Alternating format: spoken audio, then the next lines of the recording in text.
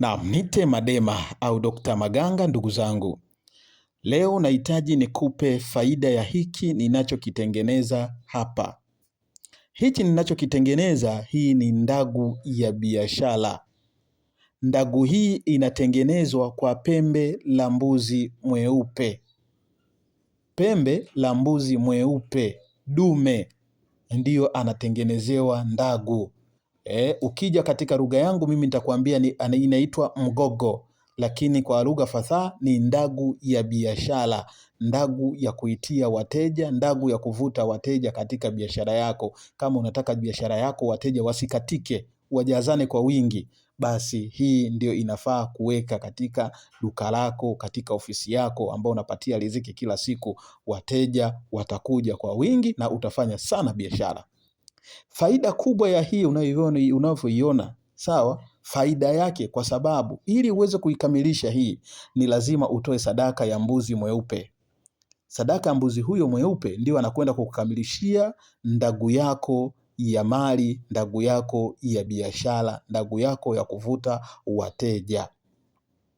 Unapokuwa nayo hii, unakuwa na bahati ya kushika pesa sana na kufanya maendeleo mengi. Itakuvutia wateja na wateja watajazana sana katika ofisi yako.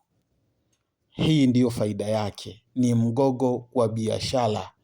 Haihitaji kafara kubwa ya kusema sijui nini. Kafara yake au sadaka yake ni mbuzi mweupe, na mbuzi huyo ndio pembe lake linatolewa, ndio unatengenezewa wewe ndagu hiyo kwa niaba ya kwenda kuweka kwenye biashara yako. Na hizo unazoziona ndio dawa ambazo zinazoingia katika hili pembe kwa niaba ya kukuvutia wateja. Lakini kabla hujaiweka hii katika biashara yako ni lazima usafishe.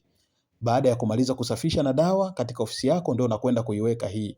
Maana ya kusafisha, hata kama kuna vitu vibaya pale, basi inabidi viondoke ili uweze kuweka hii kwa niaba ya kukuletea. Huu ni mvuto mkubwa, ni mvuto mkali, wateja utawakimbia wewe. Haijalishi dukani kwako anasimamia mtu au uko wewe mwenyewe, nenda kaiweke. Kwa uwezo wa Mwenyezi Mungu utakuja kuniambia. Uko nchi za nje, uko mikoani, unahitaji kutengenezewa hii, unatengenezewa na itakufikia kokote kule ulipo, na itakwenda kukusaidia na utakwenda kupata mafanikio na utanikumbuka. Kwa hiyo hii ndiyo mgogo. Lakini licha ya kazi hii, tuna kazi ya aina mbalimbali. Tuna dawa za kuondoa nuksi, mikosi, kusafisha nyota. Lakini kama hivi dawa za biashara, kama hivi dawa za biashara zipo nyingi, lakini hii ni kubwa. Yani hii ndagu ni kubwa kwenye biashara, ni kubwa, ndio maana lazima utoe sadaka ya mbuzi. Lakini zipo dawa zingine, kinga za nyumba, kinga za biashara, lakini matego ya kuzuia wezi, lakini dawa za maradhi aina mbalimbali zinapatikana.